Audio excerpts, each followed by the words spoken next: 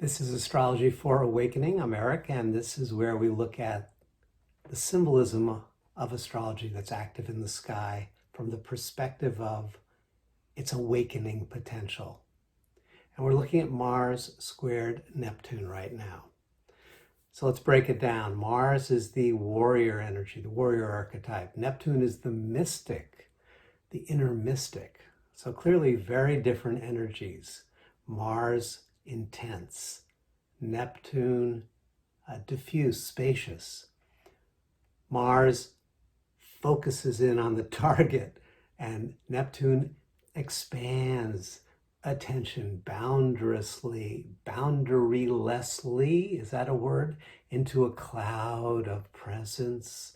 Mars calls for agency, the exertion of will, and Neptune calls for surrender, more thy will be done kind of quality. Mars is action, Neptune is stillness. Mars is determination, Neptune is release or relaxation. Mars has passion or a certain kind of intense passion. Neptune is all-embracing compassion. And Mars wants to push through, and Neptune's about letting go. So these are very different energies, and they are in a particular relationship, a 90-degree relationship, a waxing square, and Mars is pulled away from Neptune. It's now in a 90-degree relationship, a kind of challenge relationship.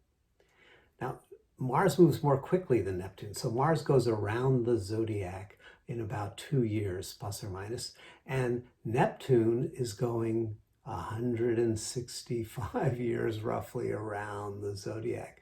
So that means during one Neptunian cycle, during that 165 years, Mars approximately is lapping it 80 times, right? Mars is coming up to Neptune, exactly conjuncting it, touching it about every 2 years. And it's a symbol of that energetic part of us, that inner warrior part of us, coming up into the presence of a sage, of a mystic, of a deeply awakened part of us, and getting a sacred inspiration that it will then take into action, takes that inner inspiration into action for the next 2 years. So at that meeting, at that conjunction, there's a transmission. Neptune reveals a vision to Mars. We could say it another way. We could say Mars comes around and kind of rouses Neptune from his deep meditation. You know, in the Indian symbolism of Shiva, who holds the Neptunian trident, who is the symbol of that dissolving quality of the infinite yogi, is in meditation, often has to be roused out of his meditation. And this is what Mars does. It rouses Neptune out of the meditation with a question, urgency kind of question. What's next? What's the sacred? What's the bigger than me dream that I can serve over the next year? That's the key, that Mars receives a bigger than me, bigger than my passions, bigger than my agenda, bigger than my personal needs, dream that I can then put into action over the next 2 years. And having received that message, Mars is out the door, right, into action. And now, at the 6-month point of that journey, there's this 90-degree aspect, this square relationship between the Mars and the Neptune. Neptune's, in a sense, returned to meditation. Now Mars is the square, and it's kind of a moment of honesty, a moment of reorientation, a moment of reflection, a moment of crisis even, for the active, forward-moving, dealing with the challenges of the day part of us, the Mars part of us, to pause and reflect and to look and say, am I still in alignment with that original and inspired impulse? am I still really, really being guided by that sacred agenda? Or have I become so intensely committed and entangled even in the complications of the day-to-day that there's been a subtle shift, maybe I didn't even notice it, a shift from serving that bigger than me cause. The cause could be some social cause, a spiritual cause, a relational cause. It could be a personal development cause, but it's bigger than my immediate needs. Have I shifted from that attunement and that remembrance into just pushing my own agenda?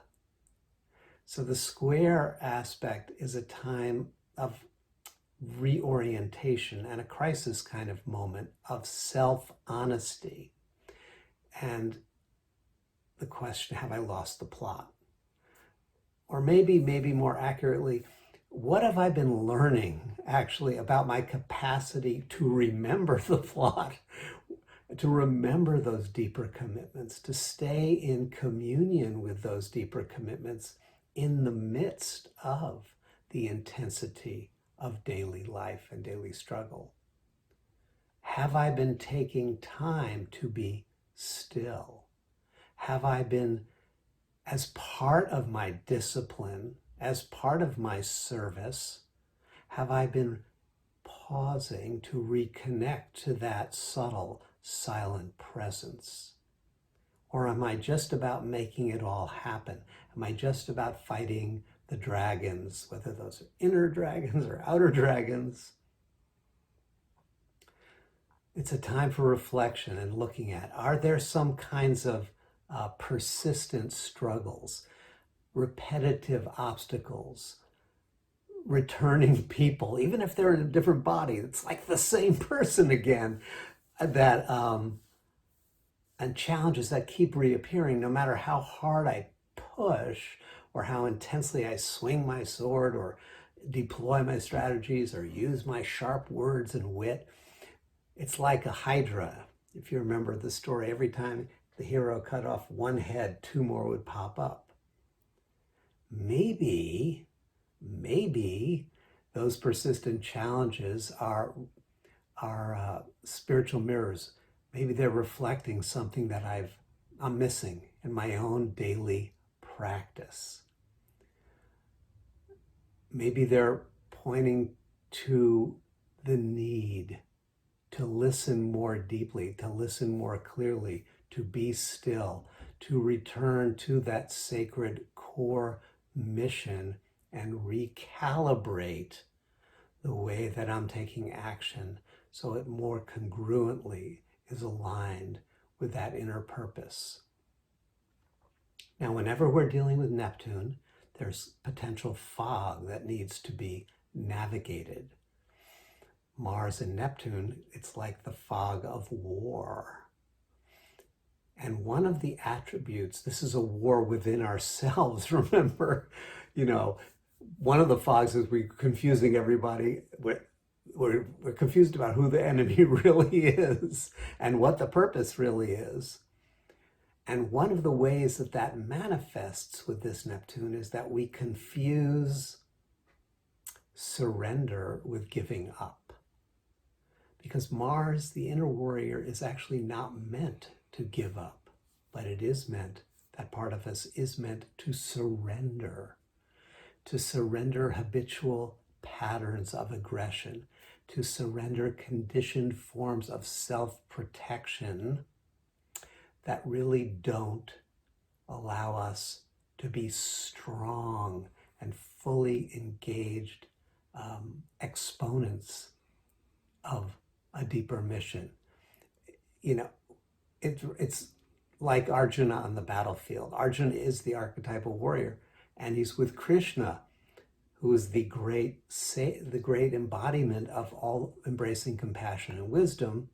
And the story begins on a battlefield. So he's in the fog of war, and he's having this square kind of aspect where he's saying, In the very first chapter, he's despondent, he's hopeless, he's giving up, and he's like, I will not fight, which is a classic, although dysfunctional, way for this square to arise. It's just hopelessness. He wants to throw down his bow, he drops it, and he turns and says, I won't, I guess nothing, this is all insane, there's nothing to be done. And Krishna's response, the wisdom response, that deep inner mystic's response, is to smile, basically. And I'm paraphrasing here. Krishna says, like, really, dude? You know, I know these emotions feel really, really real, but they're not trustworthy sources of guidance. At least they're not trustworthy in their current, highly reactive, highly fogged up form. You need to slow down, my friend. And then Krishna spends the next 17 chapters of the text slowly initiating Arjuna into the practice of remembering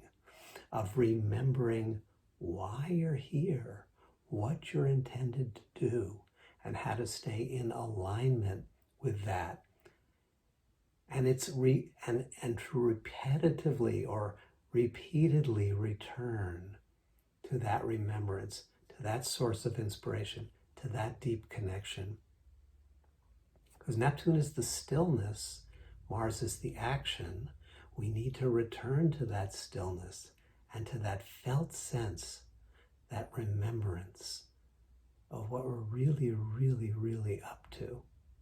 So we can then take action and turn it into our engaged spirituality with the people, the events, and the things of our life. We become on the mission of that deep inspiration, not to attack, not to ransack, but rather to remember and to actualize whatever that gift that we're here to bring is. And we do that by turning back. So the square is a crisis moment. The square is a reorientation moment. The square is a reflection moment that allows us mostly to look within and to see where we have abandoned our attunement to that inner guidance and where we're flailing in our reactive emotionality, and to stop, to be still, to reconnect, and then to re-engage.